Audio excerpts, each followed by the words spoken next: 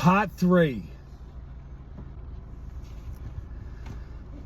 So, I decided, my girlfriend at the time had gone over to England, and I decided that I was going to go take the van and go around America. Look, unfortunately, I got to I headed off, got to San Francisco. I was a little unsure of myself. I had this blanket around me with all these friends in Seattle, and I can honestly say I was a little bit fearful.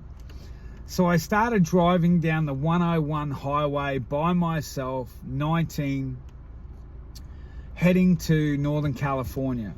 Headed through Oregon and cruising down, and I won't lie, I was incredibly lonely. And I remember pulling over to my first ever, they have all these beach campsites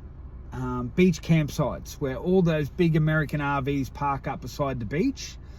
And that's what they did. They parked up beside the beach, and it was just rows and rows of RVs. And I pulled my van in one night and just camped there.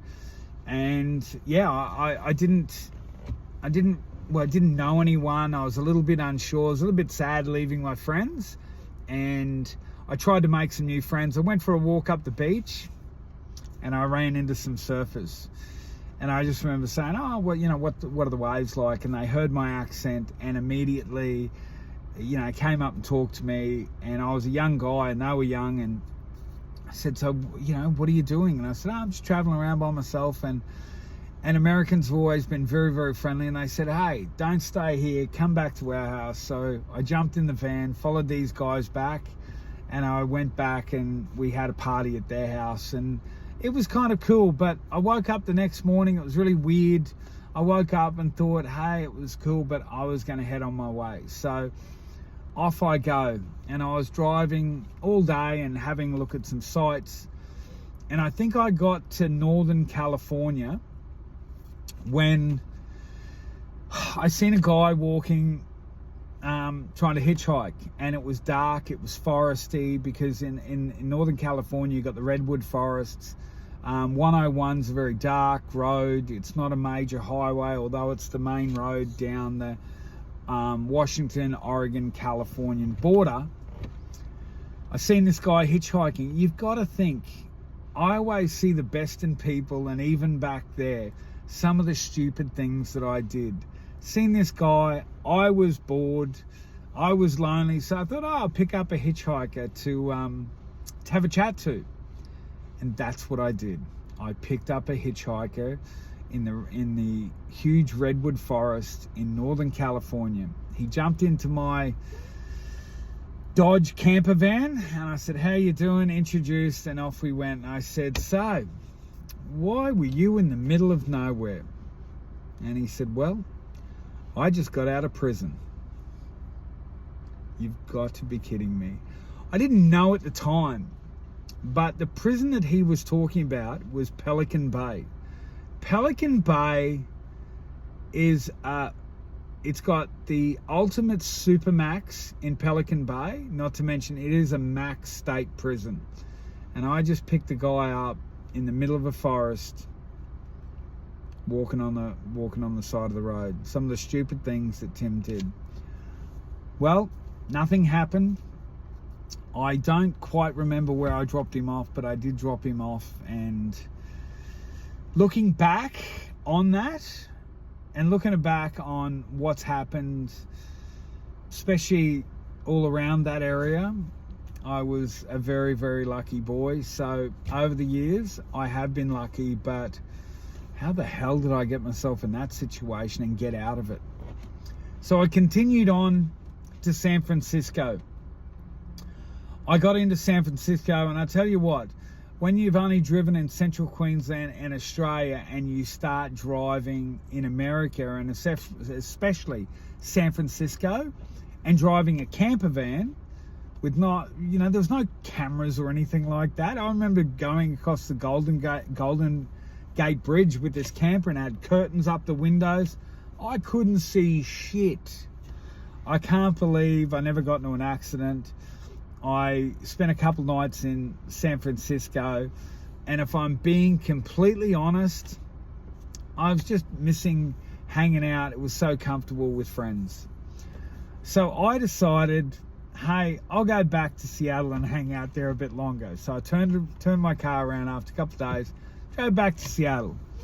And Tim and Bridge were nice enough to go, it's great to have you back.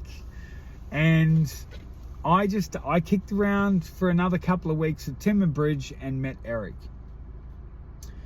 At the time, I was still talking to my girlfriend who was over in England, and she said, why don't you come over to England? And so that's what I did, is I convinced Eric to, hey, let's go to England. And at the time, it was only about $400 for a one-way trip over to England. So I left my big camper van with Tim and Bridge, and then I had a traveling partner, which was Eric, and I jumped on the plane with Eric, and it's the first time I've got to travel with somebody, and off we went to England. We stopped in Minnesota first, changed planes, and then off to London. Look, I'll always regret what I did to Eric, as you know, you're 18, 19, and you're saying some stupid things. We got into Heathrow in London. I was traveling with Eric. We went through customs separately. Can't even believe I'm going to say this. And I was trying to make a joke with the customs officer, and I said, hey, the guy behind me's been acting really weird. I'd check him out. So I walked through, giggling away, not realizing they would then pull Eric in and go through him like a ton of bricks. He got out 3.5 hours later, completely over England, super mad, super pissed off. I felt so bad.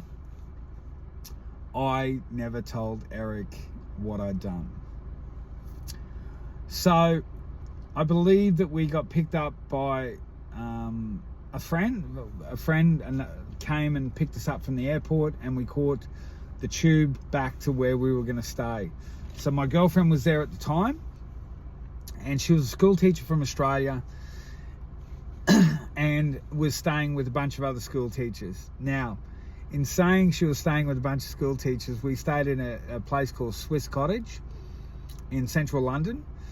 And when we got in there, it was me and Eric, we just had to find a mattress. So I believe there was somewhere between 8 and 12 of us staying in one room. We used to split the beds in half. Somebody would sleep on the box spring, somebody would get the mattress, and it was just a wall of people.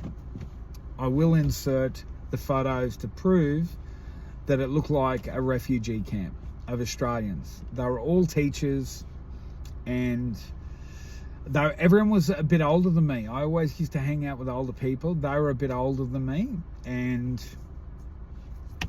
that was interesting. So I got in, met all these new people. Rick, Hippie, I still know these people today, although we haven't spoken in years, but it was a lot of fun.